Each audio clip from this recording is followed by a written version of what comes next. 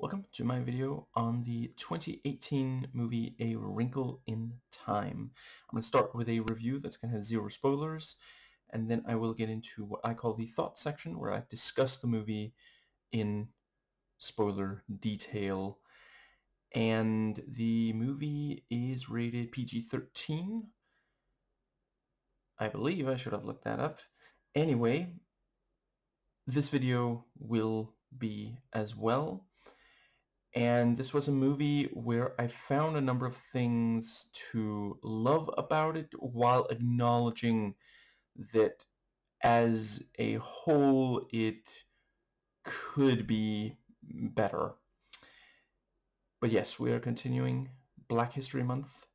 This is one of those cases where young black people, young black women were,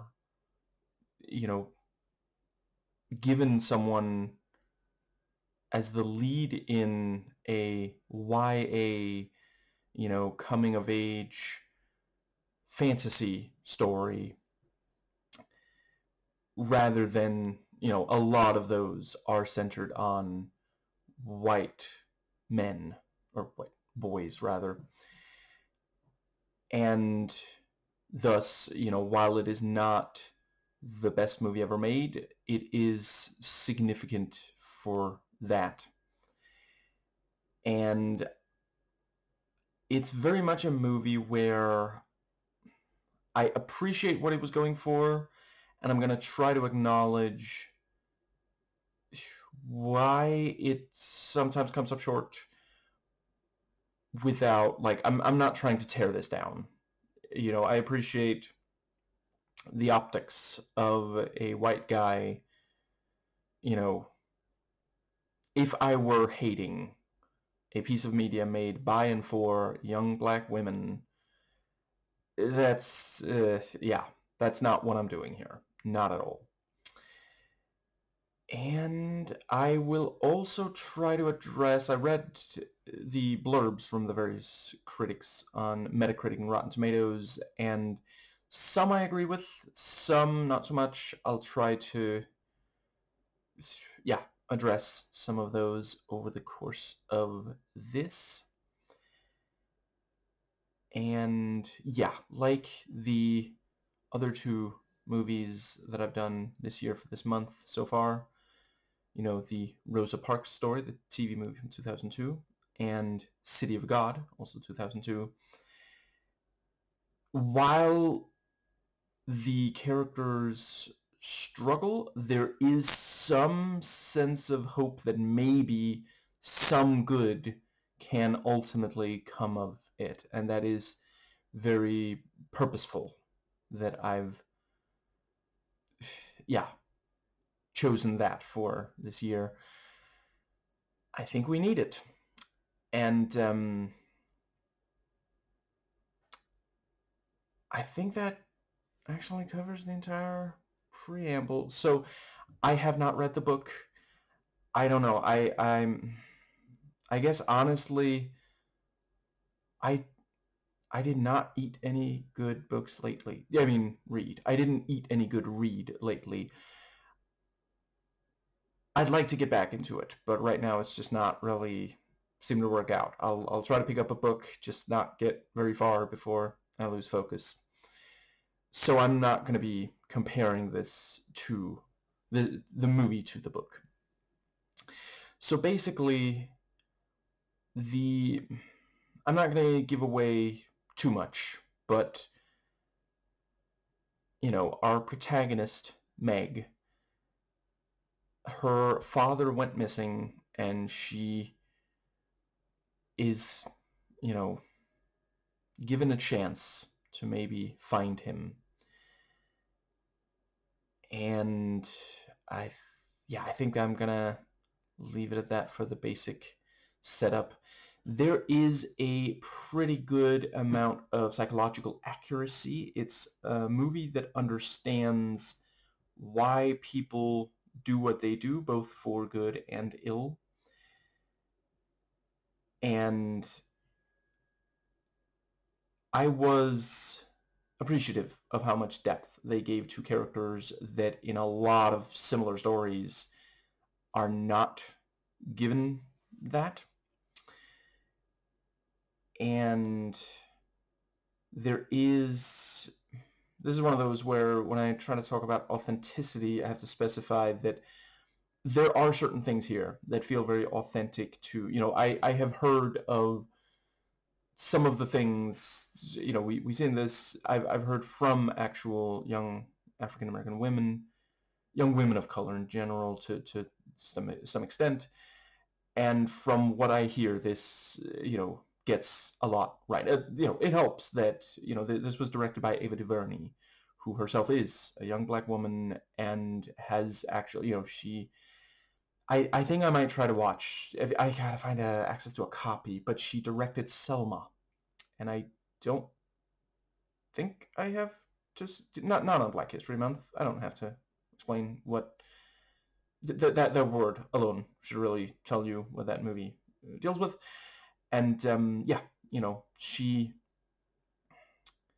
is a progressive voice, and thus, and in touch with her own identity. I appreciate not all members of minority groups are. I actually saw a fantastic Frankie video.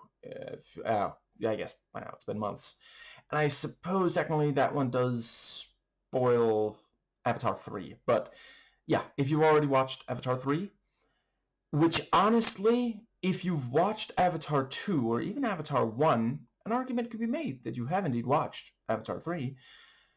Yeah, a really, really excellent video talking about the difference between race and ethnicity, and going into there's a certain conflict in that movie, that the way it is depicted is, yeah.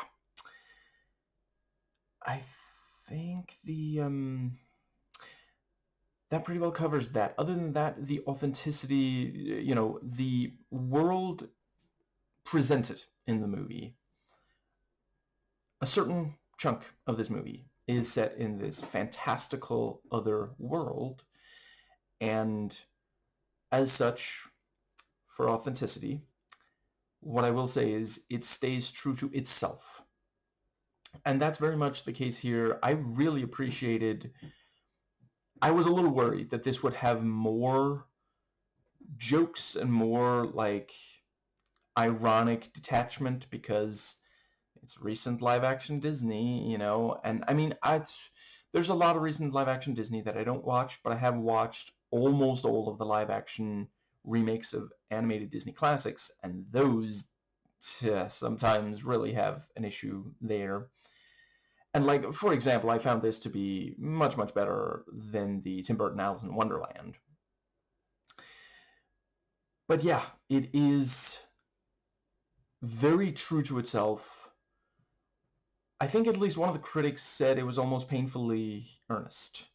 And I understand that. And honestly, it is definitely not for everyone. I think it's the kind of thing where, to me, that works because it's kind of what I am as well. There's a bunch of things here where I'm going to try to describe it so that you'll know, but I'll admit that for sure these things worked better for me than they will for many.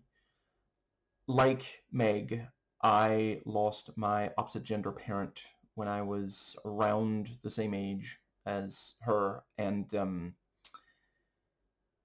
yeah. So I really appreciate it. That, like, there are jokes here. They don't tend to be overwhelming like the rest of it, and they don't get in the way of emotional moments. They don't undercut them, which was something Disney stuff was doing around this time. The MCU had a problem with that, for example, around this time. To some extent still does. And while at least some of the humor is indeed MCU style, yeah, honestly, I think it is primarily that the frequency is not too overwhelming. It tends to let values and emotion speak for itself, rather than, yeah, try to wink and nudge and be like, oh, we're still cool though. I did see at least one person, one critic, say something along the lines of, is it an insult to say, they quoted someone as having said that being nice is not the same as being good. Is it an insult to call this movie nice but not good? And I can definitely see, I would definitely say it is more nice than good. And I think that,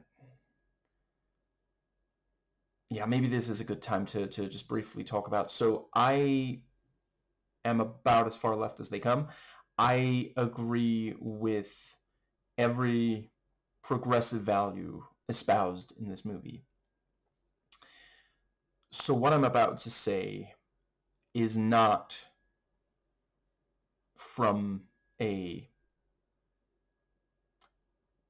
political, I'm not saying that I disagree with them, but right, and it is, I also find it important to note, it does not feel like the people making this are just saying these things, communicating these values because they are good, which of course they are. They are ethically correct. I think they too accept how good these things are. However, that in and of itself is not the same as effectively communicating why they are good or making a persuasive case. Keep in mind, this movie is made for young audiences. The part of the idea, part of it is to reaffirm, but part of it is also to influence those who don't yet agree. And on that level, I don't think this movie entirely succeeds. And I understand, like, I myself struggle to sometimes, explain why or demonstrate why these are good values. Why the good values are good. I sometimes will just say this is good and just move on. And part of it is that when you focus on how good something is for long enough, you can get to a point where it feels self-evident, and that seems like what might have happened here, that they felt it was simply enough to say these things. And some of them are shown, but some are not. I've seen some say that they're essentially like hippie values, and I wasn't always sure if the reviewer thought that in and of itself was bad or just like descriptive, because I do think it is a good way to describe it. It's very much, love and acceptance and this kind of, yeah. The level of detail is immense. The various places and objects and living things and such are all, and some of the characters, there's a lot going on. Not everything is explained, and that was something I understood. Apparently the book does a better job of, and part of it is that the book is longer. There's a bunch of stuff cut out in order to get this is under 2 hours. And I can absolutely appreciate, I think this might have been a good, maybe this should have been, I don't know if the book is a big enough success for them to split it in two. At some point I will watch Wicked. I certainly intend to. I'm not certain if I'm going to do videos on it. I don't know if I would have much to add. I have really appreciated hearing a lot of leftist YouTubers discuss both parts of that. But, that was a smash hit stage musical. So, they knew that they would be able to get enough interest in 2 movies It's possible that wouldn't have been the case here. I guess maybe I should slightly explain my thinking here. Both are, a young magical woman who has some personal, she perhaps doesn't love herself, and, you know, both are played by black women in these magical worlds. And, I suppose I should also note the original, I actually right now forget when the book Wicked was written, but certainly the original Wizard of Oz is, that book goes back some time. I mean, the movie itself is almost 100 years old by now, so yeah. And I think that might, I feel like overall they explained just enough that the most important things to explain here, I felt we got enough on. And I'm also one of those people who think, when it comes to fantasy, sometimes it's different with sci-fi. It depends on what you're going for. If you're primarily going for emotion, you know. But I think fantasy, a lot of the time, it's better if you kind of just say this is how it is, and maybe a little bit about how it works, because that can be good for stakes and such.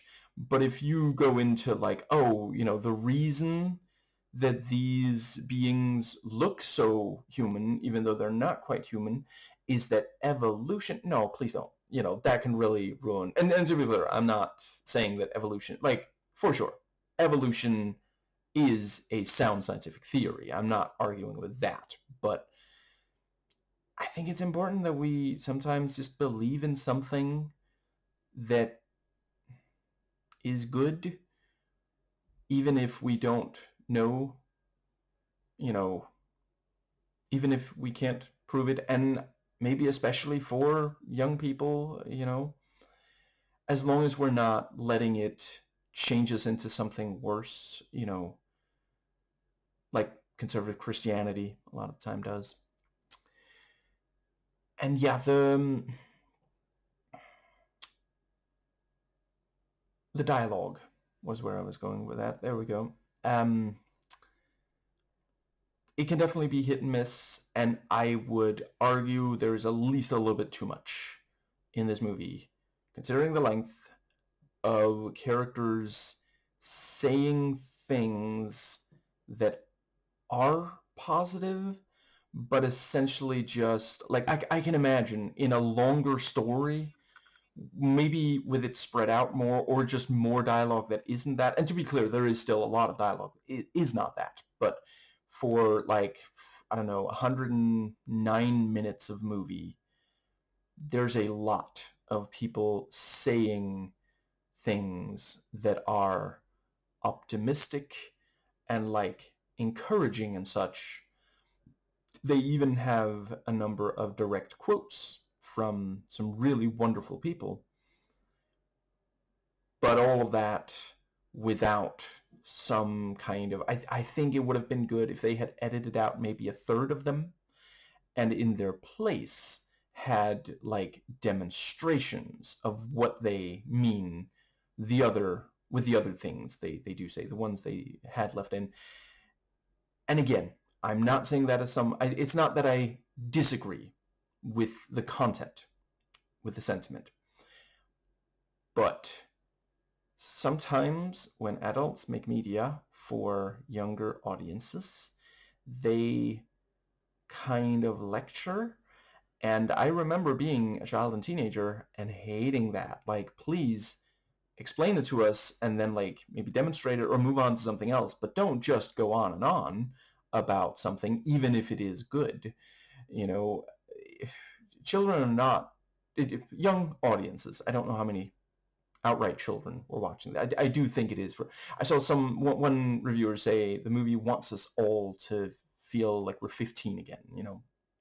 15-year-olds are not going to remember all the words of this.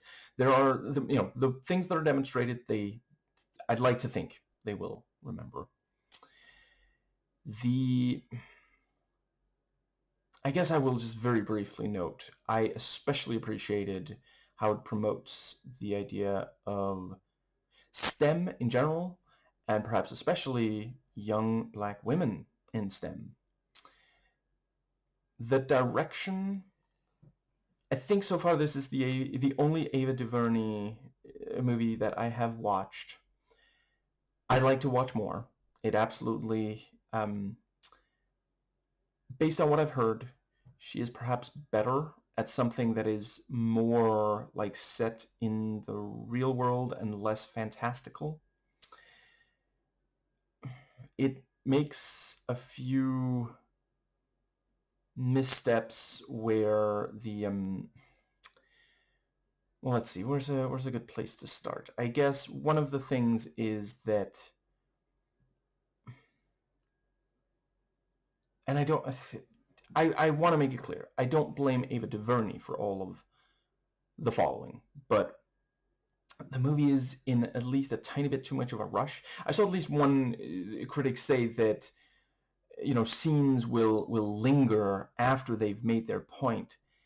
I don't really know what they're referring to there. I don't think that happened even once in this, but there were definitely times where, we'd start a scene, it would last a fairly short amount of time, and it was basically just like, well, we got to get this information out, though. We have to convey this to the audience, and then we'll, there's a tiny bit too much story, too many locations and new characters to meet and such, which, like, it also feels a little silly to say because there's ultimately not that many overall. Like, some have said that this is essentially this generation's never-ending story. And I might at some point make a video about the first Never-Ending Story movie. I doubt I'll do. I don't even remember if I bothered watching the third one. The second one, really, it was such a letdown. The first Never-Ending Story is a masterpiece. And I'm not going to go over how this movie does not quite live up to the standards of that. But I will definitely say I saw, that's one of those cases where I would have been like, oh, this is very Never-Ending Story, even if I hadn't read anyone making that comparison already. And to me, it doesn't feel like a ripoff, more like a spiritual successor, not like sequel. Yeah, a new generation's Never-Ending Story in a number of ways and with just enough to distinguish them. And in that regard, I definitely do appreciate this is nowhere near as depressing as that movie is. Like, I love that movie, or at least did last time I watched it. I guess, has it been a decade? It's been a while. I do remember that movie is very, very, like, yeah. And I really appreciated the way this movie would go sad without going into that degree of despair. And part of that is Disney. Part of that is Disney are terrified to put something out that really goes there. Even when they get close, they'll hold back at least a little. We saw that in Thunderbolts, for example. But this and Thunderbolts do at least go there briefly. And, like, I've heard a lot of people, when discussing Thunderbolts, as I did myself in my video, talk about this does really, like, you feel it. It lingers, like, it doesn't leave you, like, completely despondent after watching, but you keep thinking about some of the imagery and such. And I think that more or less covers the so the cinematography is a strong suit here. The colors and the camera angles and the way that this is one of those movies that appreciates that you can make something creepy without removing a lot of bright color. Honestly, it reminded me a little bit of Edward Scissorhands. And I'm not making any excuses for Tim Burton, to be clear. But I'm really glad he's been criticized. I remember seeing, for example, Maggie Mae Fish deliver some really compelling criticism of him from the left. But yeah, this thing of like, well, just because it's like not dark or gray or such, just because there's a lot of light doesn't mean that it's actually appealing. And then at other times, it is very appealing. It really understands the way to distinguish between those without actually removing a lot of color. And that is also something, a lot of live action Disney, they seem terrified of striking colors.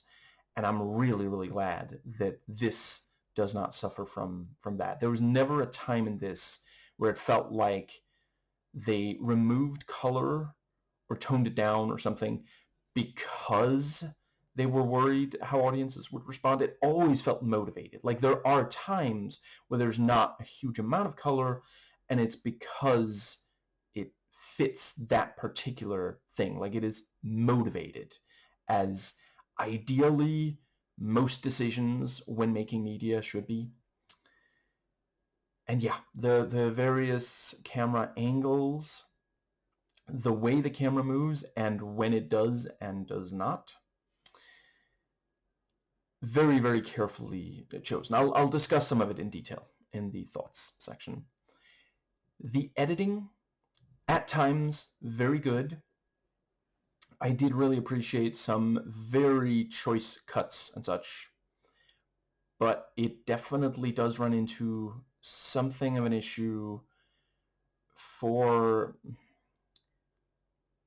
times where it will show things that very clearly what we're seeing is not something that the characters we've been following until recently are seeing right now, right in front of them. Sometimes it's even in the past. There were times where this movie did not clearly communicate, is this something that the characters we've been following, that we see right before and after, are thinking of? And or is it like, I mean, some of it I felt like this is probably just to make sure that the audience knows this piece of information. Like this is a flashback that contains crucial knowledge that we need to have in order for certain things to hit hard. But then other times it did seem like at least some of it was something that they were seeing. Like the characters would close their eyes, there would be visuals that I would sit there thinking, I think they might be picturing this in their head, or maybe even receiving this piece. Maybe this is objective truth that they are seeing, a revelation, if you will. But that I felt like could have been made at least slightly clearer. It reminded me slightly of how I've watched the first Thor movie a bunch of times by now, and I am never entirely sure how exactly the destroyer, like, can the individual controlling the destroyer hear and see everything, or are they just getting like some impression of what the destroyer is seeing and hearing? And is it like a first person view, or is there some kind of like, is it a sort of secondhand, like a radio transmission or something? Because there are emotional moments in that movie where I'm sitting there and I'm confused. I'm, because of this lack of clarity. The production value is very impressive.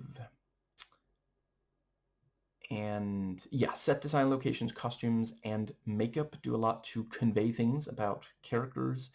And so much of it is freaking gorgeous. Like, I wish I could visit some of these places. And then there are others that I'm very glad that I will never go to. And yeah, you might see where, like, we spent at least a little bit of time with Meg in school, for example. We see her home. And yeah, I thought they did a good job with, aforementioned qualities of keeping, again, making it very distinct when we're seeing something magical. Like the moment you first, in this movie, lay eyes on something that is supernatural, you immediately know, even if it is not being clear from right away to some of the characters witnessing it. And I remember, it's been a long time since I watched Nostalgia Critic. I am not vouching for anything anything ever, I guess, by him. Not really a fan of his anymore, not for some time now. But and I should also say I have not yet. I don't know if I ever will. I have not watched Charlie and the Chocolate Factory, which I believe is the right title. The Tim Burton, movie. But Nostalgia Critic noted that movie had the fantastical throughout rather than only after the characters enter the chocolate factory, which is distinct from, again, based on what he said, that is a movie I probably will watch at some point. I would say 70s, Gene Wilder, Willy Wonka. Is it just called that? You know what movie I'm talking about. Let's move on. The music is good. I'm not sure I would say that I found any of it to be spectacular. The sound design is quite good. There are certain things where it really helps to sell this magical thing that we're witnessing. And I think they do a pretty good job of the characters being distinct, and some of them feel like, oh, I know someone like this, and others are more this kind of archetype, perhaps especially some of the more fantastical ones. And that really felt, I appreciated how clear it always was. Okay, this is definitely someone who is not of this world. And I guess this is a decent time to briefly, I'll try to keep it on theme. Okay, so perhaps not to the teenagers, but certainly adults watching this video. If you haven't already, make sure you watch Rebecca Azor's Like It or Not videos. Really, really excellent analysis. And I guess that does...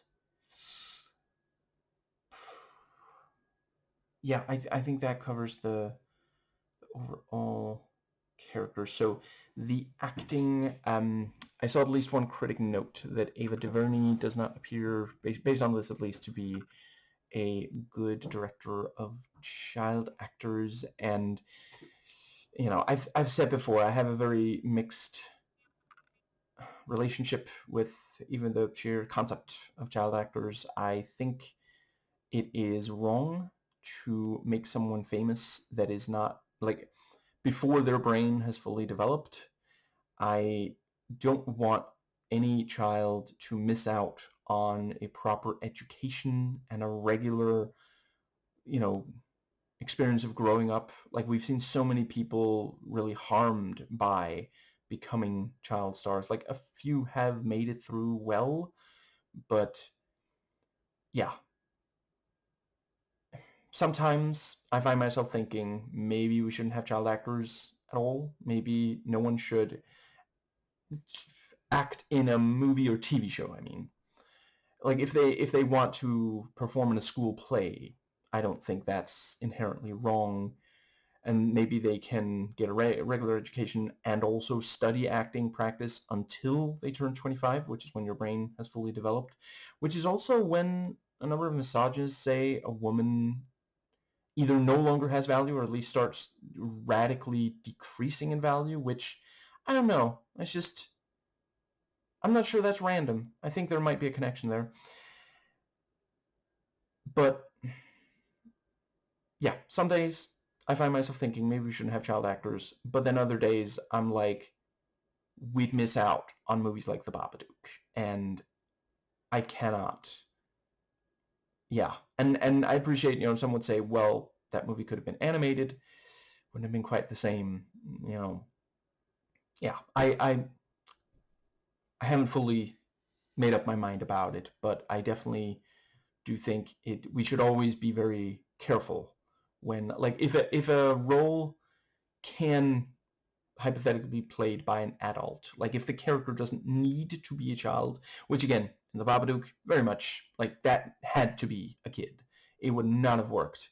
Like hypothetically, let's say they cast an 18-year-old playing a 13-year-old or something, would have been a completely different movie.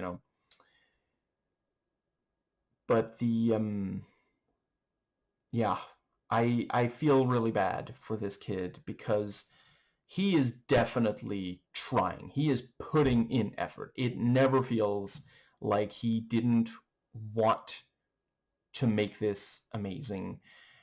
And it's that thing of like, for one thing, at that age, it's unlikely that your, ability to act has been, you know, developed quite far enough, especially for a demanding role such as this. And it's the kind of thing I could totally see this working really well on paper, like in a book where it's not an actor, maybe in animation where you could have an adult, make their voice younger. I fairly recently finished playing the entire Telltale Games Walking Dead series. You know, there's adult voice actors making at least one. I'm not 100% sure. There's more than one kid character. I'm not 100% certain if all of them are performed by adults, but at least one is. And yeah, she does such an amazing job. So in animation, you absolutely can. But and hypothetically, like, de-aging with like in live action, that can be really yeah, be careful with that though, especially if you're going to try to make an adult seem like a child. Wasn't there at least one Mike Myers movie? I probably will never watch that. That looked horrifying. And I'm not even sure it was for very much of the movie. It might have been just a flashback. That entire movie sounded pretty terrible. I think it was a Film Brain review, Bad Movie Beatdown, that warned me away from that one. Anyway, I think that does cover... it was very interesting seeing, I hope I pronounced her name right, Roan Blanchard as... she plays a bully here. I've only seen her in Crush, but she was very much not a bully in that one. But it was really fascinating to see. Like, if I like if I didn't know better, I might have thought, oh, she has a twin who's really good at playing bullies or something. But yeah, and the special effects are another thing where yeah, so others have already pointed out the movie seems in love with the special effects that are not completely convincing, and that it's really too bad. I don't know if it was maybe a budget thing, because I know movies from around this time that had huge effects that were completely convincing, so yeah, it's in my opinion not a huge problem, but it is noticeable. Like, there's a lot of effects in this that are just not completely photorealistic, and yeah, it's a little bit of too much lingering on it. Like, it is a movie that seeks to wow you, and that in and of itself is not wrong, especially for something like this. Again, it is a movie made to make you feel like you are a 15-year-old going on a grand adventure. It would be ridiculous for it to not, like really let us take in some of this splendor. And that is one area where I will just very briefly point out that while not all of the effects in the Never-Ending Story are completely spot on, a huge chunk of them are, and part of that is, and I appreciate it was also made, decades before this one. Part of it is that those are largely practical, and I'm fully willing to acknowledge not all of those look great, and there are some digital effects, and those are also not, completely, incredible. But and it is also very important to note, a lot of the effects in this could not possibly have been done without some CG. It is simply not doable. There is too much motion. That you have like these wide shots where the entire frame is taken up by a ton of little things that are all moving. You would never have been able to do that with, like when you see something with practical effects. If it moves, a bunch of it does not move particularly fast, and they like to cut into close-ups if something has to express a lot, because they just made that one part very expressive, and then that would not have worked for here. I thought it worked well that there is like tension, suspense, and even some action, but it doesn't take over. It never like gets lost in let's just do something that moves fast. It's very much a movie that trusts a young audience to not need constant like distraction, which that was something I saw. I saw at least one critic say the opposite, and I really did not. I just do not see it here. I guess that critic and I just have completely different standards, because there's a lot of media for younger audiences that is just constant jingling keys in your face. This really didn't feel. I guess maybe it's the fact that the movie is rushing, and so there are a number of different, sights and sounds over the course of it, but it did not feel like it just took over, or that it was there to distract. It felt like it was world building. And I think that might...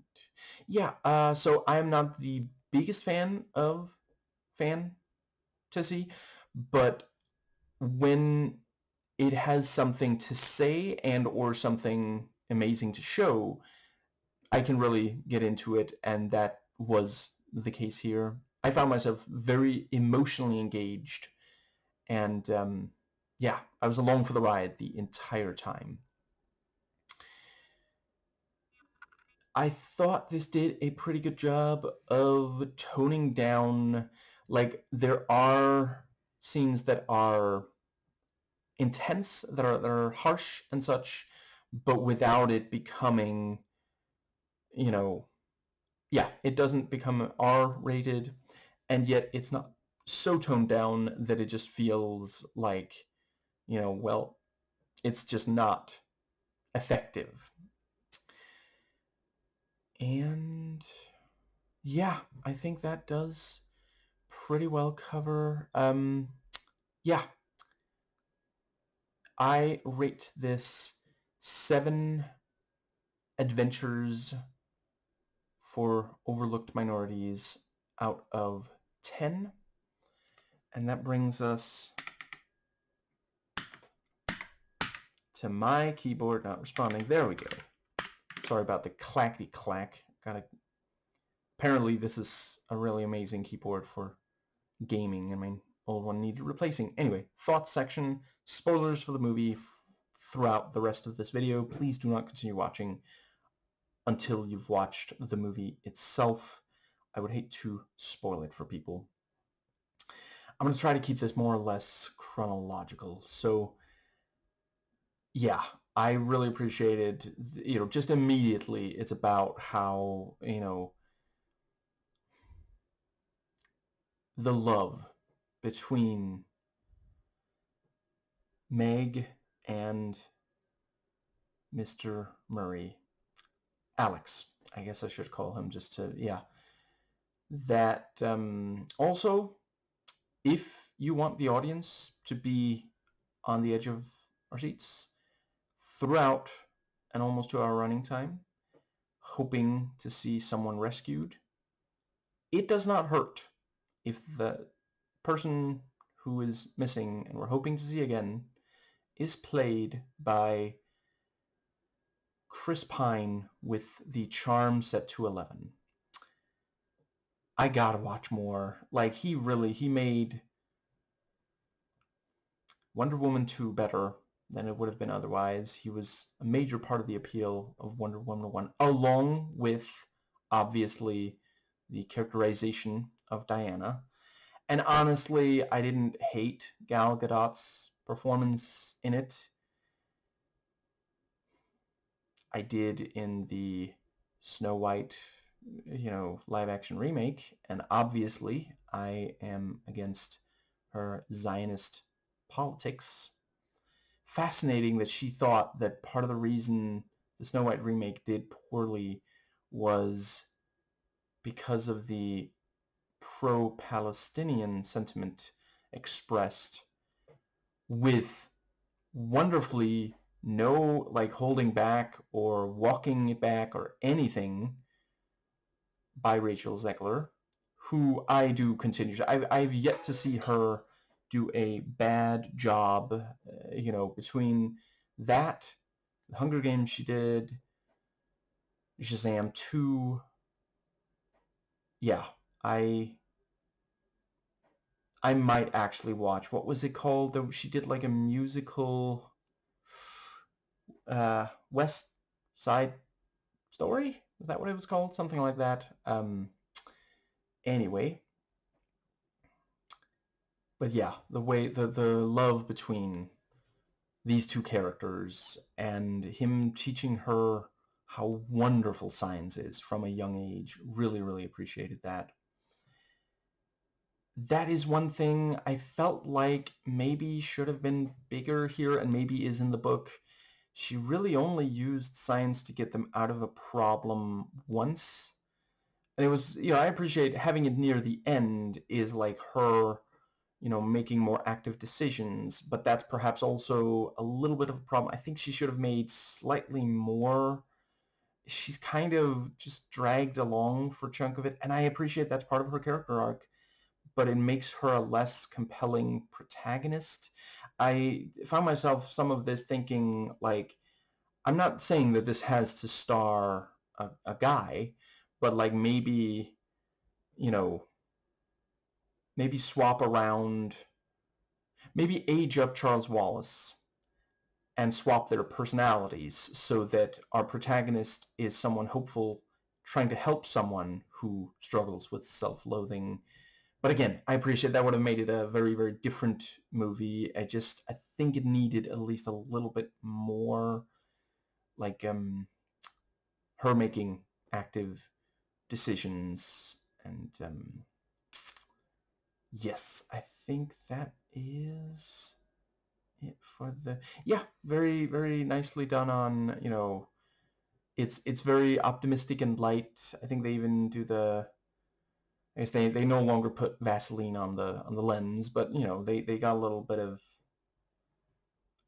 what's it called again, soft focus going on when we're seeing him show her science, and then we see her years later and he is gone, and it's more like dark and sad. And Charles Wallace immediately becomes one of the best characters.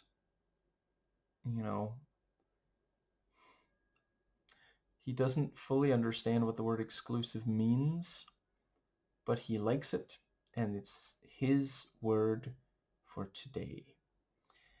And he cooked milk, and he didn't come up to her because he knew she'd be down, and so he cooked milk, and she's like, "You cooked, that's a lot of milk," and he's like, "You never know who might show up," just like, yeah, really, really such a warm, giving person as a number of kids are. He was adopted, and I do not blame adopt children who go through struggles, to be clear, but it is a fact that a number of adopted kids become very, very hopeful, because like it's that thing of some adopted you know kids will think, why didn't my own parents want me?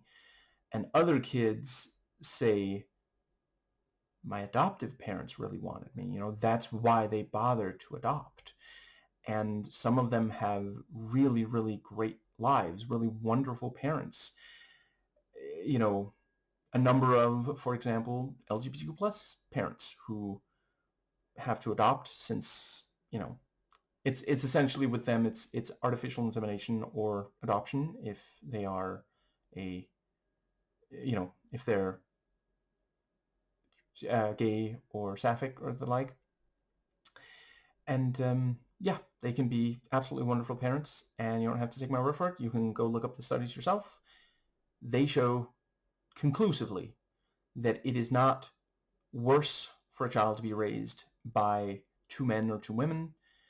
It is better than being raised by only one man or only one woman. And I also don't blame single mothers. I appreciate a lot of them are single because the man chose to leave or because something happened to him, because life in capitalism is very harsh, and a lot of people die early deaths for no good reason. Profit is not a good reason. And it is better for a child to be raised by two men or two women who love that child than one man and one woman who do not. And I think that does... Yeah, I really appreciated the relationship between... That's one of the core elements of this film, and personally I found it really worked. The relationship between these two siblings, just like she really wants to protect him and he really wants to do things for her. He wants to see her happy. They go on this adventure so she can have her dad back. He doesn't really remember Alex, but she does, and he knows that part of what she's going through is because of that. And I think that brings us to her in school. And yeah, I thought they did a good job of how the bullying, it's one of those things, there are a number of bullies who are careful to use verbal, non-physical, emotional, psychological bullying, because they know that if they actually assault the other student, they might end up in trouble, though a lot of the time it's still the... I have literally seen with my own two eyes someone be punished for being assaulted by a bully, and the bully was not... I think the teacher said something along the lines of, well, that bully is always bullying. And you don't think that might be the problem here? You think the problem is the one time the bully target punched back. Okay. And, okay, now I just want to make sure I acknowledge I'm not saying that all teachers are bad. I have had a lot of wonderful teachers, including my own parents. I would have learned way, way less if not for my parents teaching me the things I was supposed to have learned in school that day, because I struggle to learn through traditional means. But some teachers are bad, and a lot of the time it's that they're overworked, and a lot of teachers could be better if we lowered their hours, increased their pay, things like that.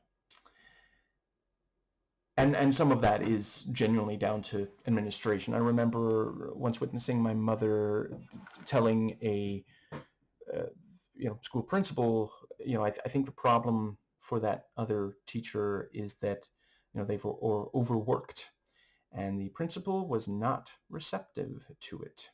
She was genuinely just giving helpful feedback. She didn't even say that it was his fault, but I think he knew that it was, and that's why he couldn't handle it. Anyway, and as just mentioned, my mother was a teacher herself, so she would understand. Like, she would be in ideal situation to give that exact feedback. Anyway, the let's see, because yeah, if Meg did go to a teacher, what is she going to say? They said hi to me. That doesn't sound like, you want us to give them detention for saying hi. That's not, yeah. And I think the next thing was, yeah, so Charles Wallace, overhears the teachers talking, and I did appreciate that, at the very start, they sound very callous. And then, one of them acknowledges, okay, let's cut the jokes, like, obviously we're, being facetious. Like, we do want to help these kids. And yeah, and Charles Wallace is not okay with what's being said. And I thought that, yeah, the teachers, I felt they did a really good job characterizing, because, like, yeah, clearly they do want to help. And, it's one of those things, I feel like this movie is trying to help normalize the kind of gossip that is when people talk behind someone else's back in order to try to find a way to help them, and Charles Wallace, given his age, and he's very protective and defensive when it comes to Meg, he doesn't really see it that way, and I do also, an argument could be made that they should not be talking like that behind Meg's back, but I do think it is crucial for it to work the way it's meant to here. They are trying to find a way, and yeah. And then they also have that's something I am so glad I did not have to go to school in America, that I went here in Denmark, which is not perfect by any means, but significantly better in a number of regards, including schooling. That thing of, like, Charles Wallace, we don't talk to teachers like that. Even though he's right? Like, do you hear yourself? Do you realize how silly that is? Like, he's saying, you shouldn't say such mean things. And they're like, how dare you question our authority? And that's an actual thing. I remember years ago seeing a thing. It stuck with me. It might have been like a decade by now since I first heard, but there was this story from the real world where a student gently in class, so the other students were hearing it, corrected the teacher, and the teacher had a conversation with other faculty members in the faculty lounge, or as Silent Hill 1 would call it, the teacher's room. And let's see, I forget if it was just someone said, I think they reached a consensus that whilst the student was technically correct, the very best kind of correct, it was wrong, and they should be disciplined for challenging the teacher's authority in front of other students. That's ridiculous. That's like, so you're not really trying to make full people out of these children. You just want, like, bootlickers and worker drones. Like, that's how you end up with people still saying, that ICE has not done anything wrong. And thankfully a number that is dwindling. But yeah, and not only is Charles Wallace, and he appreciate, like, he is right. You know, let's see, what was his wording again? Something along the lines of, you know, you may not, Meg is a mess, but she has more potential than anyone else in the school, you know, and that's such a sweet sentiment, and it's technically true. You know, we realize by the end, like, at the time, it feels like just this heartwarming thing. Oh, what a sweetheart. You know, he really does believe in her.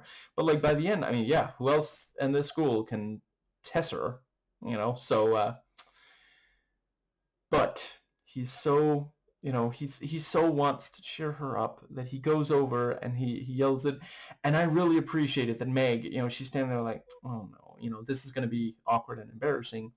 She doesn't like yell at him. She doesn't say, what are you doing? You know, that a lot of teenagers would be like that. Not only teenage girls, but you know, when you're a teenager, your image is extremely important to you. But not only does she, it's the person she gets mad at is not Charles Wallace, but Veronica. And it's not because Veronica says, you know, you are ridiculous. It's because she insults Charles Wallace. And yeah, that's, so I obviously do not approve of the,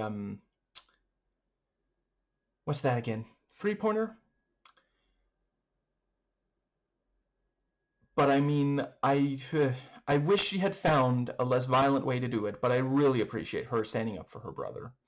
And I love that the movie acknowledges, like, yeah, there was an adoption that took place here, but you never for a second get the sense that either of them feel like, oh, this isn't my real sibling, you know, because family isn't just about blood. It's the connections. It's the time you spend together. And I guess you probably aren't surprised that this video is getting kind of mushy, corny. And yeah, you know, she's the one who gets in trouble. And yeah, that's also when we very briefly meet Calvin. And yeah, she gets yelled at in the office. And, you know, there's that thing about like, oh, you know, Veronica's parents are, you know, worried for her safety. And I think that might bring us to the, you know, so it's a very realistic conflict is what I'm getting at. I just realized I haven't even mentioned, I also, you know, in addition to being great here, Storm Reed was also really, really great. She doesn't even have a huge amount of screen time in the 2021 Suicide Squad, but yeah, really great job there as well. And I think that pretty much gets us home. So yeah, she goes and talks to the, yeah, you know, and her mom also wants, you know, she says you should write an apology to the teacher. And, you know, she's like, I will. You're right. And then she says, and to Veronica. And that's, yeah. And it's one of those things, like, on some level, you know, it is important for these two to, like, if it is at all possible, it would be better if they were not in conflict. You know, like, even if you feel that she deserves the basketball, what did Marge Simpson call it? The shack attack?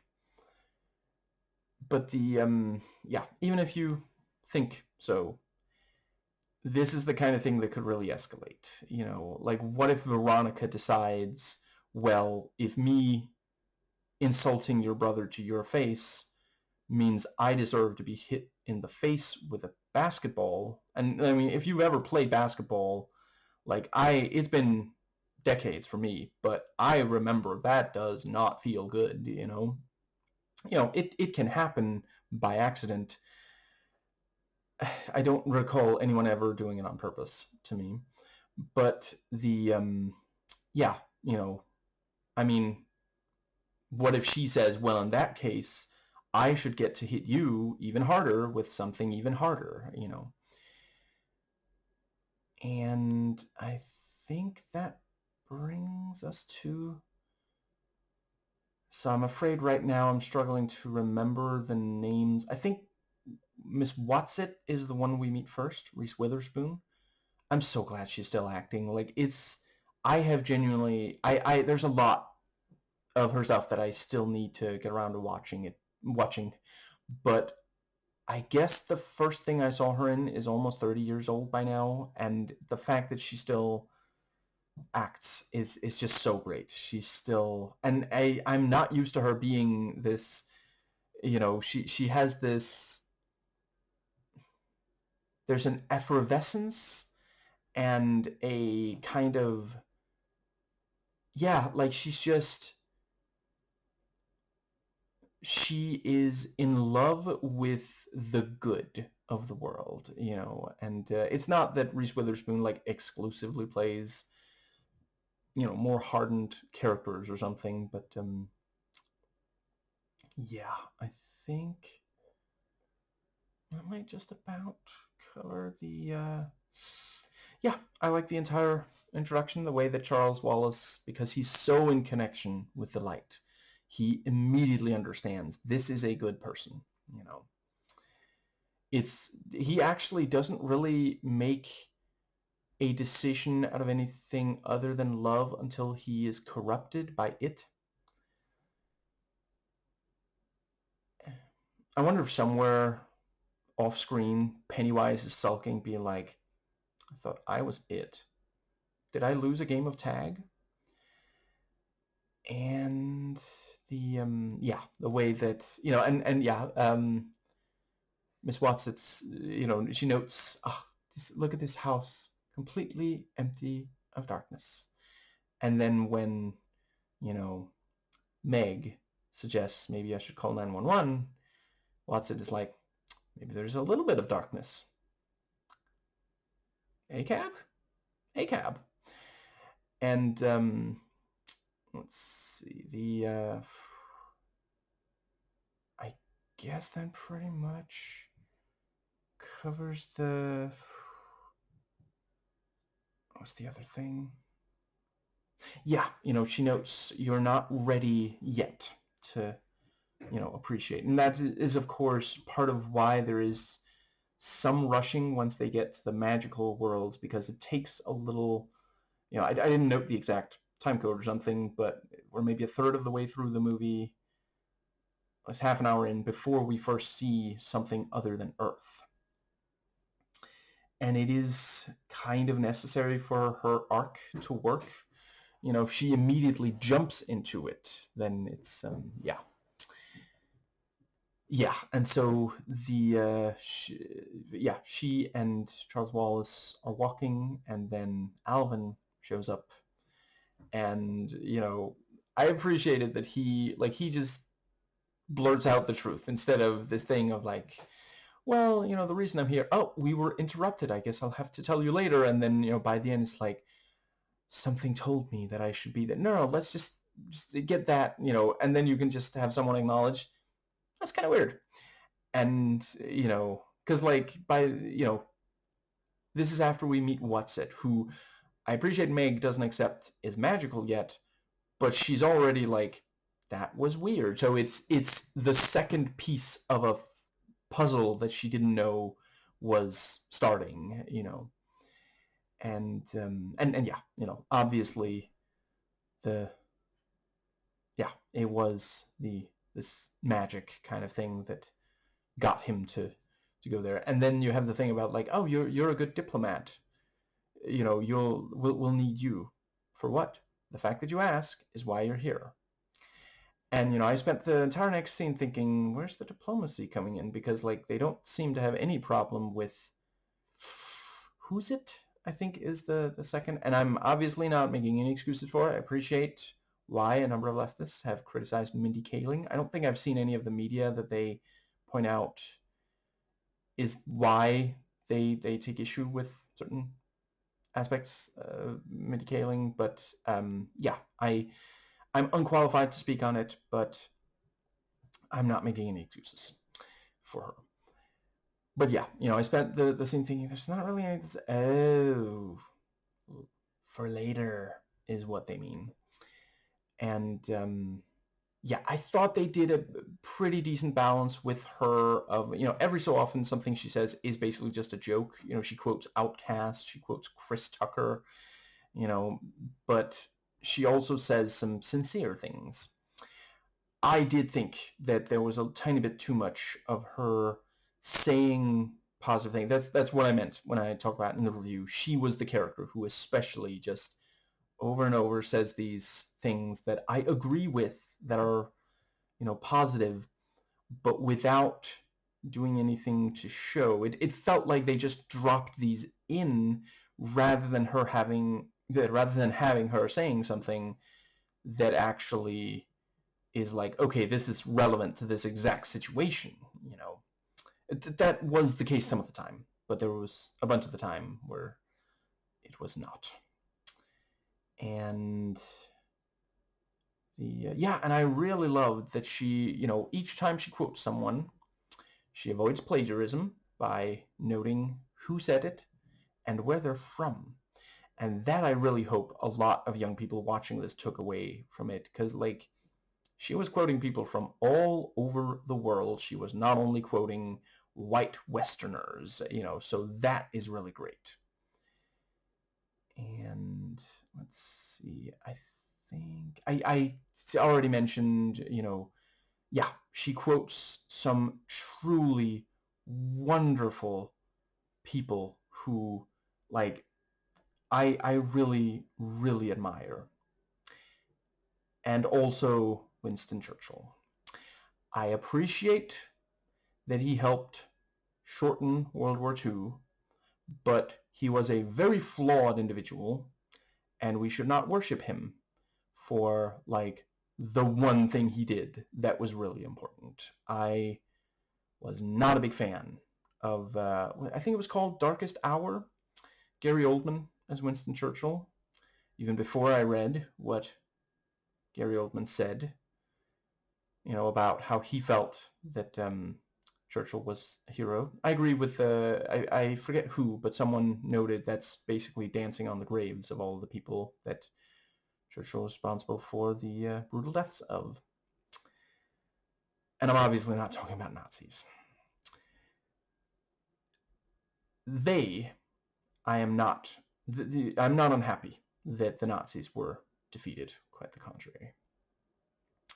I guess that brings us to the yeah, and I appreciated the verbal bits of, she I'm Mrs. Watson. Mrs. Who? No, Mrs. Who is someone else.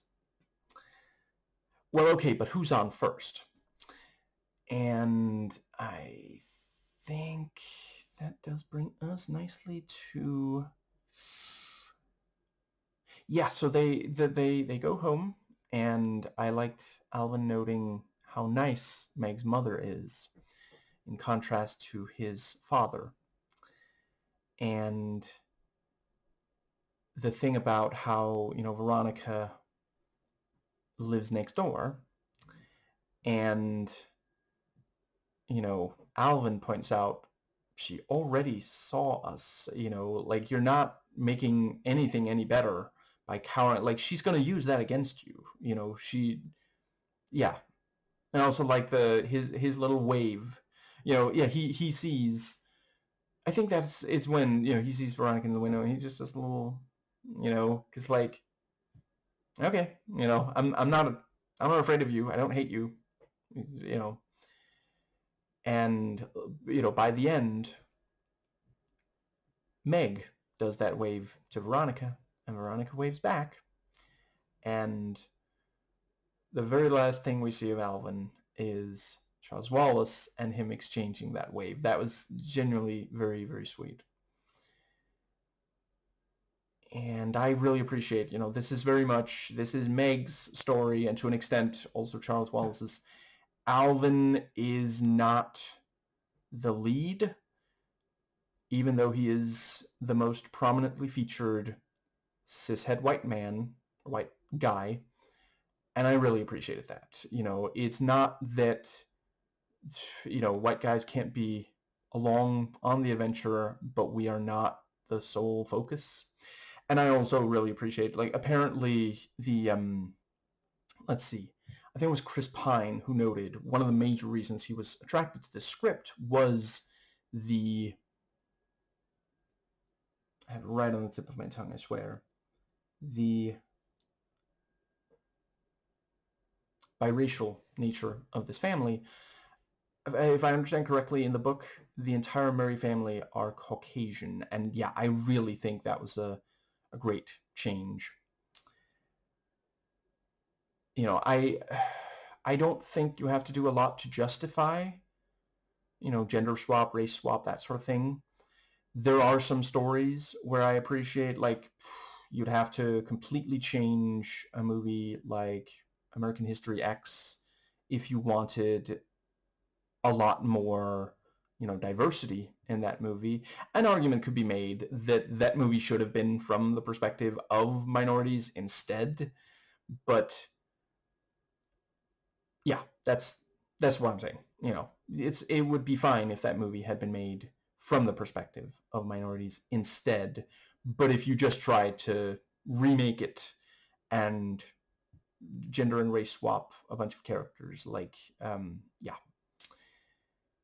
Anyway, that does bring us to the, what's the other thing? Yeah, so they meet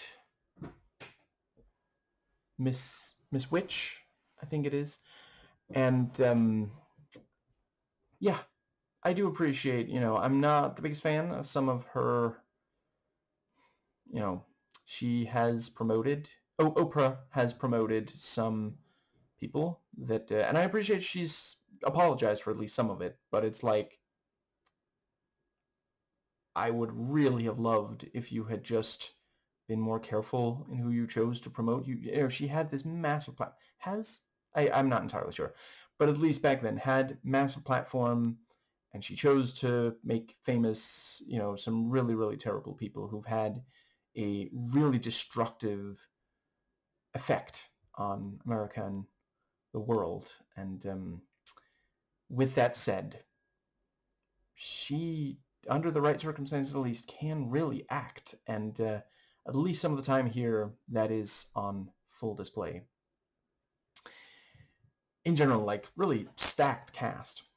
I think that does bring us to, so yeah, they explain about the Tesser, and they travel, and I did really think it worked, that for a while, every time they Tesser, Meg ends up on the ground, scared, and like, they come as close as they can on the age rating that they have. Like, her face is covered, and, like, yeah, you get the sense that, she's essentially trapped there.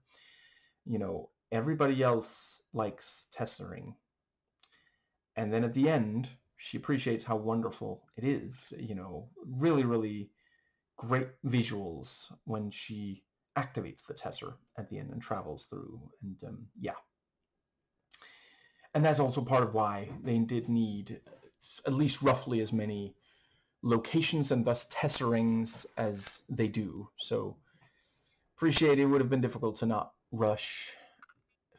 Yeah, I don't know. A miniseries or two, splitting the story into movies would have probably been beneficial. But at the same time, I also can't say, I mean, where would you pause it without it feeling, incomplete? Like, that was one of the problems, not the only one, faced by, Alita Battle Angel. I think, does that pretty much bring us to the thing with how the flowers gossiping is how they found out about Alex, was also great. And I love this promotion of see that was the thing where I really felt like they did a good job demonstrating, because like they say something like, well, I mean, they don't speak English, but what was it? They speak color.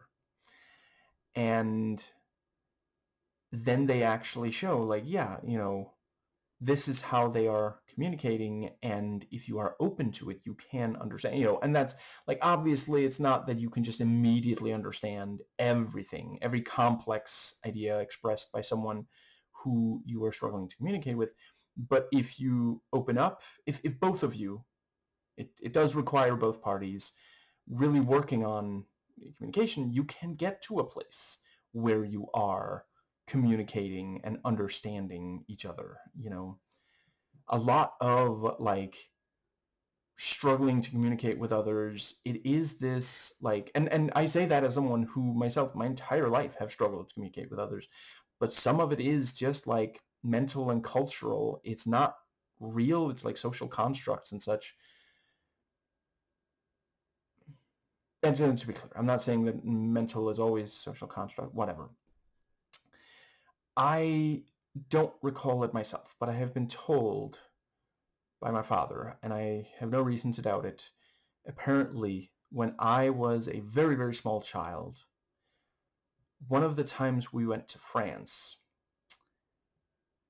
my parents wanted to travel with me a lot when I was growing up.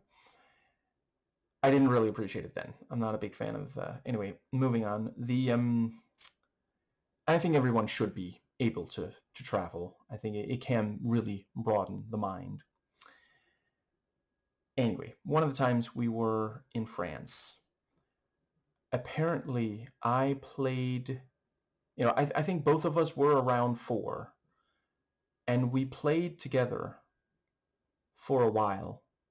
And I think it basically, if I understand correctly, basically we played until one of us had to leave the area for some reason. It wasn't that we ended up not, being friends or something, but we did not speak a word of each other's language. I've also seen videos where, like, I forget which one initiated, but there was, yeah, a very little, black child hugging a little white child, because they didn't, no one had taught them that they were, this white kid had not yet been taught, as sadly a lot of people are, that we're supposed to hate people who are not white, which is something that I, as someone who grew up interacting with, I mean, it was primarily Muslims. I to me, when I was a kid, like, sometimes I would meet some of my father's students, Muslims of various ages, who immigrated to America and were learning Danish, assimilating. That was before the one of the Danish conservative parties insisted that in order to immigrate to Denmark, you have to speak the language before you come here. Yeah, because it's super easy to learn Danish if you don't live here. Like, why don't you just come out and say you don't want anyone who, at least who isn't white, coming in here? Like, holy crap. Anyway, I have seen so much kindness, warmth, and goodness from Muslims, and like, percentage-wise, I would say a higher percentage of the Muslim immigrants to Denmark that I've encountered have been wonderful people compared to white native-born Danes. I'm not saying all native-born, I'm native-born Dane, white, but yeah, I've met a bunch who basically acted like, well, I was born here and I'm white. The men and the cishetes were especially unbearable about it. They felt like they were inherently better. And honestly, this is a good time for me to recommend you watch the fairly recent Alexander Avila video, Charlie Kirk, the man who broke politics, where he discusses this idea of, this white supremacist notion. Anyway, I digress. Yeah, I thought they did a really great job. Like, immediately, as soon as we see, I think the first place they went was Orion or something. Yeah, like, genuinely, really, really wonderful looking place. I want to go there so badly. And I appreciate, I mean, some of it is genuinely just like grass and other nature, but yeah. And yeah, flying and her pointing out, oh yeah, what was it? She said lift, they got a lift and lift lifted them from the lift. And he's like, I'd rather Uber, and falls off. And yeah, I don't know. There's just something very warm and comforting of this notion of, the flowers helping to break his fall kind of thing. And let's see. I like that, like we're told, basically these, I forget I think they were given an overall name, but the three misses, for how fantastical they are, the Reese Witherspoon one is still young, and this is her first job, so some of the things she says and does are a little bit unfortunate. She's a little bit harsh with Meg sometimes. We're all works in progress. And let's see. Yeah, and I do really like the name, the happy medium. Let me guess. He lives in the Goldilocks zone. And yeah, the balancing they have to do to not fall as they get down there. And the thing about, like, right now I forget which one it was, but one of them is like, Charles, be careful, and like lift him off because it looked like he might fall. Just this brief little sweet moment of taking care of him, because like at his age, yeah, he doesn't fully appreciate yet. You really got to be careful in places like this. And I did really like that the happy medium is not that happy, actually.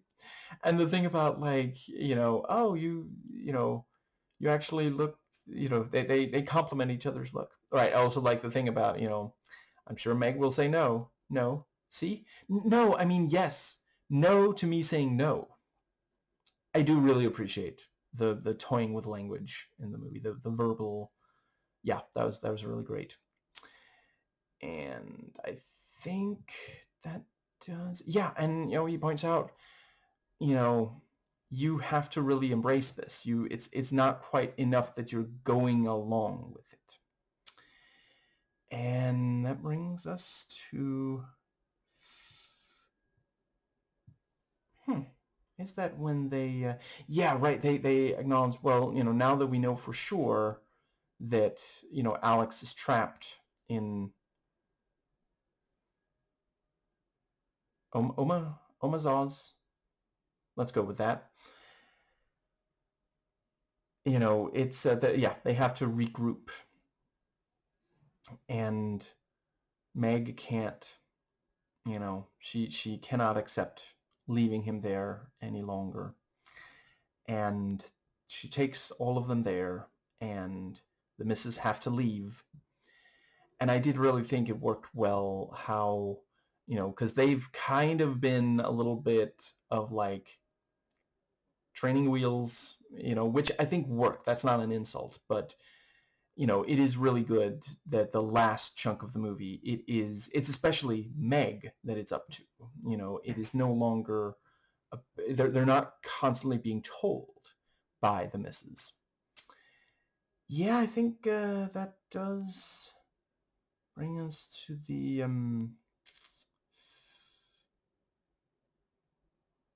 I don't know, I don't think I've done enough to really appreciate in this video.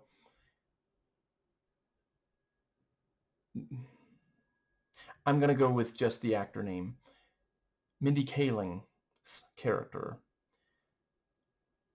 knows so much. She is so wise that she quotes some of the best people rather than, trying to find new ways to say things that it's, I think there's a lot of value to that. I think we should not just like memorize for no good reason, as a lot of American education boils down to, but really understand, really examine, why did they say these things? What shaped their perspectives? I think knowledge is one of the most important things in the world. It's,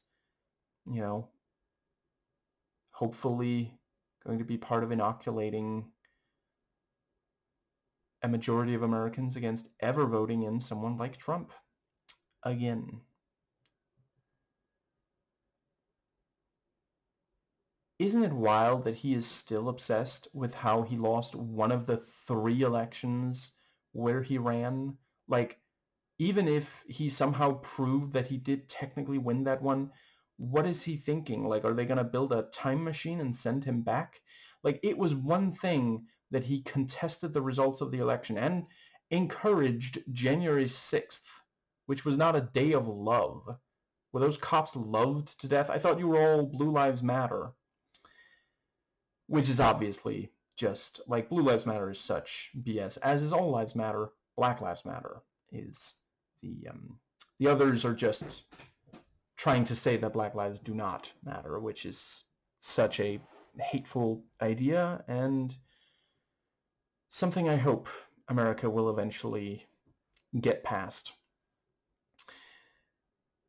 But yeah, I really appreciated the way that the realm at the end was not exclusively dark. Like, for some of it is actually very bright, and this thing of, like, we shouldn't trust them, because, like, throughout, the evil is trying to lure them, and yeah, this thing of, like, the suburb, acknowledged to be potentially really creepy. I was briefly wondering if it was going to break out into a massive dodgeball game. And the, yeah, like, one of the housewives looks at these 3 and say, "Oh, you can come in." She promises she'll let them eat cake. Cakes of all kinds. I felt that. I'm not gonna lie. I might have been him if I was on that adventure. I mean, like, there's cake. Is it cake? And yeah, and then they end up on the beach. It's various places that hypothetically should be pleasant. Like, a lot of people think of the suburb as, like, comfortable, comforting, safe, gated. And the beach also, and yeah, they encounter the guy, and he lets them eat the food that they had already spotted and were like, we shouldn't take it without asking, right? So he put in their minds, I mean, I appreciate they are hungry, like, that is an actual biological thing, but he made them think, maybe we could eat this, and then, tells them, you should. And that is one way that, I mean, there was a little bit of a cult vibe there.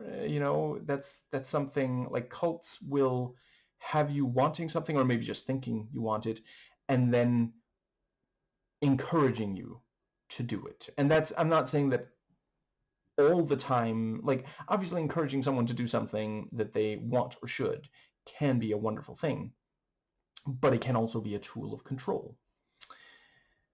You should always think about how that, yeah. And Charles Wallace immediately realizes this is just sand. Alvin eats a bunch before he, yeah. And I think, does that pretty much get us to the, yeah, and the first he's just got the sunglasses on, and we're not necessarily thinking about, like, there's a little bit of, they look a little bit weird, the sunglasses, but, okay, at the beach, like, pretty good place to have sunglasses. No one's going to need to step on those sunglasses, possibly without even taking them off his head first. But then he does lower them, and he's got the red eyes. So yeah, very creepy and evil. And I liked how he just becomes like this, yeah, marionette puppet in there, because like he was just representing the evil, and now the evil has corrupted Charles Wallace. So he's not necessary anymore, and I really appreciate it. I was a tiny bit worried, oh, are they going to have like an explanation for like, oh, he's really this thing? No, just let it be, because like we understand it. Like the message is very clear. He is a tool of evil. He is not an individual really anymore. He has given himself over to evil, or maybe he is just a visual representation of evil. I'm not even 100% sure that he is a separate being as such. And Charles Wallace really cutting with the remarks, and once he's corrupted. And I loved that the things he said, does a corrupted Charles Wallace or a scanner see into you lightly or darkly? He is seeing what they fear is true, not what is. Alvin even says that's not true.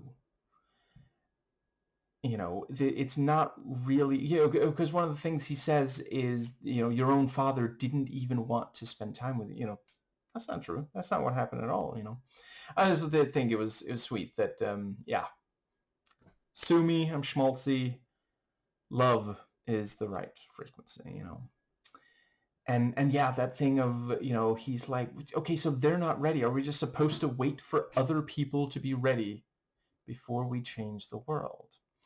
And that is, a number of people have struggled with that. And I think a lot of the time, so I need to choose my words carefully here. As a white cishet man who speaks a lot on minority issues, and I just realized, I keep forgetting, I gotta get better at saying this. When I talk about minority issues, I base what I say on hearing from leftist members of those minorities, many of them right here on YouTube, and in the description box there is a link to a Google Doc that includes some, sadly not all, I'm working on it, of the people that I have learned a lot of this from. I appreciate it is crucial that I do not speak over members of those minorities. And it is important, very much so, that we who in many ways are members of the majority, not in all ways, do not try to run the progressive movements that focus on minority rights and conditions. So if you are a member of the majority and members of a minority are saying no to something you're suggesting, you should not try to, go around them. Like if genuinely, like, it might be a scenario where you explaining what you think is right, try to gauge whether or not that's like whether or not you should. But if you are a member of a minority group, your freedom and rights should not, the timetable for that should not be dictated by someone else. And I know it's been too long since I listened to it. I am butchering the Dr. King quote, but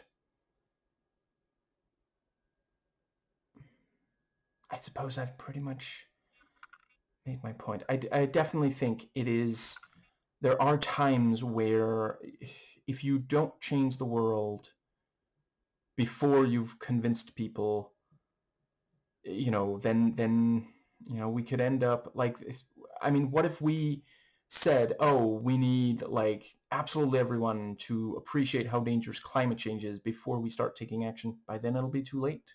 It is so easy for the deniers to convince a lot of people because they have the easy answer. They have this comforting lie, and it's so much more difficult to accept a harsh truth.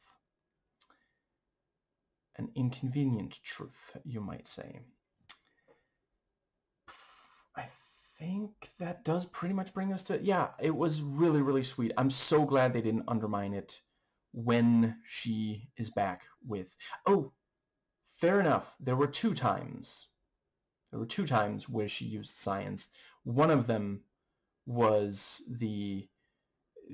I forget the slingshot. One was the slingshot maneuver, and the other was her seeing, using those glasses to see where she could use the stairs. But yeah, she talks to him, and yeah, there's no like no of like, wouldn't have killed you to shave, or we're going to have a talk about your grades when we come home, little missy, or something, silly like that. That would have really not worked. But he's so happy to see her, and he wants to, and the thing, Charles Wallace, my baby boy.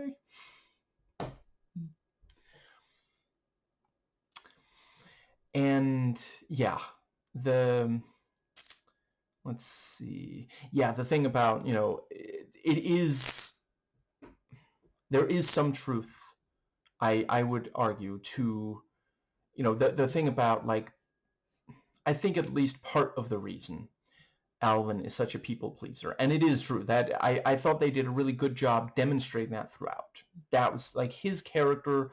I'm not sure I really have any issues with. And again, I especially appreciate that he does not take over the movie, because this is not his story. He has problems too, and they are also resolved over the course of it. But it is Meg, and to an extent Charles Wallace's story primarily. But yeah, he's a people pleaser because his father is so hard on him. That is also something to which I can very much relate. And let's see, the thing about, she has some self-loathing, and there's that thing about, like, it's like you don't even want to be, come, you go here as yourself. I can be someone else. I think you may have just failed the test. That was not the right answer to give there. I'm joking. Obviously, yeah, that's genuinely how she feels. She wishes she was someone else. And let's see. Yeah, I thought it worked well that the action there near the very end. It wasn't so much. I already said that in the review. Anyway, yeah, I thought they made a good choice with how, because it's upsetting to see her, like, grabbed by these vines. It's creepy and scary. Like, you don't want to be restrained like that. But it also doesn't last for too long in a row. That, it doesn't become like Evil Dead or something. It's not like horrifying. It's upsetting and disturbing. And yeah. I mean, even if it wasn't, rated for fairly young audiences, even if it was rated R, I don't think it's really supposed to be about how, like, oh, this is, the scariest thing in the world. It's just, it's representing evil, and yeah, she, there's the Tesser, and she thinks it's wrong to leave behind Charles, and he's like, I can't lose both of you again, and yeah, Alex has to make Sophie's choice. And I think that pretty much brings, oh, right, yes, so one of the things, so I think the flashbacks were by and large just meant to fill us in on backstory, because, like, I don't think Meg actually saw that he realized that love was the, because, and certainly it wasn't that, I'm afraid I forget the mother's name, her first name, but Miss Murray, who's also a doctor. I appreciate, both of them are doctors. It's not just the Doctor and Mrs. And I'm obviously also not saying that there's any shame in that if you do not want to be a doctor, but we should definitely encourage young, women of color to be, if they want to be, for example, a scientist, they should pursue that. Some of the greatest breakthroughs in science, members of minority groups were, responsible, at least partially, and there's no shame in only being partially responsible within science. It is a collaborative field. Anyway, some of the time where it showed other things, like, they talk about like how jealousy is bad, for example. I was not 100% sure if Meg and the others were indeed seeing these things. So certainly I could imagine, because like there at the end she waves to Veronica. That makes more sense if she saw, Veronica is also in pain. She has an eating disorder, which I also felt like they did a pretty decent job. Like, it's one of those things that's maybe such a sensitive subject that you should spend more time on it. But it is a stone cold fact that some people bully because they are struggling themselves and they're taking it out on someone. That doesn't make it right, but that does mean that if you are able to help them, that can make them stop bullying. I've seen that myself. When I was a child, there was a bully, and my mom was like, yeah, to talk to the bully, found out. Right now I forget what it was. I think he was maybe dyslexic. I think it was something along those lines. And she was like, well, I'll teach you. And she did. And he stopped bullying. Like, I knew him for a few years after that. Then we lost contact. In that entire time, he did not, to my knowledge, he did not bully anyone. And let's see, I think that pretty much. But yeah, we see her step onto a scale, and we see, I didn't pick up all of them, but like one was no carbs, one was no dairy, and one was no cheating. Like, that's, I can't even imagine. Yeah, that, and there are a number of young women who feel tremendous pressure. That's maybe one thing. I think it would have been great if, instead of just vaguely saying this is evil, and to be clear, like, it's awful. It is an awful thing for people to struggle with EDs, but that's an area where you could point to a very specific cause. Like, the Western beauty standard is incredibly harmful, and that's something we can do something about. And I don't know if maybe Disney are scared to get into that conversation because they have themselves contributed a lot of negative to it. Like, if you watch a lot of Disney, you'll see so many skinny people for a long time, almost exclusively white, so yeah. I think that might bring us to the yeah, I roast me in the comments if you must. I adore that love literally saves the day. She says, yes, I'm messy, I'm not perfect, but I love you. And that wins, and it brings light to this dark place. And, she's one of the best warriors that they have in fighting evil. And listen, I'm sorry that I'm not sorry. I think it is extremely important that we promote love and empathy, and it is the solution to so many problems. And as I've just acknowledged, it is not the only solution. Like, we can't love away the beauty standard. That's somewhere where we actually have to, and this, okay. I'm obviously also not saying that it's like hate that is the weapon, but it's not enough to tell people you're perfect. As long as you are healthy, your appearance should not be like, you don't have to lose weight if you are, yeah, if you are at a healthy weight. It is not enough to just say that. We have to actually really, really fight back against all this media, a lot of ad campaigns, among other things, but also movies, video games, TV shows, comic books, songs, so many different pieces of media that all encourage this really harmful idea that you can only be beautiful one way.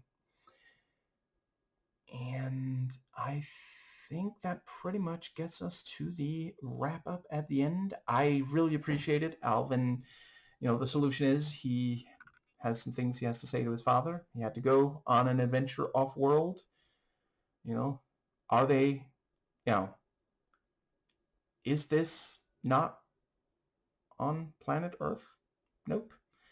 Except for the beginning and the ending.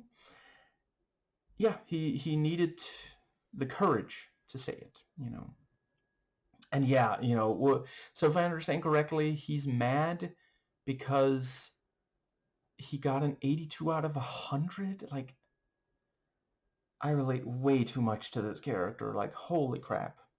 Anything less than perfect is just not good enough. That was my childhood.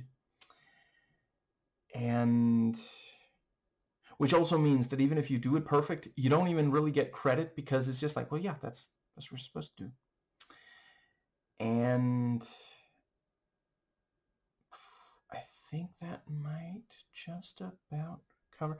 Yeah, I really appreciated the, there at the end, we see Meg. It's because they sometimes called her Meglet, so that I keep having to remind myself her name isn't Mel.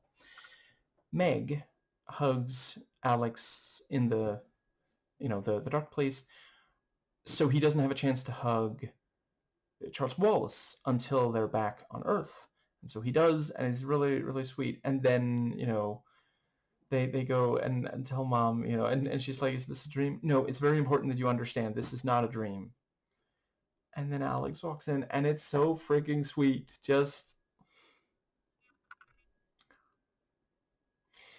And yeah, I think that might... I guess I'll just briefly acknowledge I have in the past, talked about how it is important that we don't have a bunch of media that tells young people, don't grieve.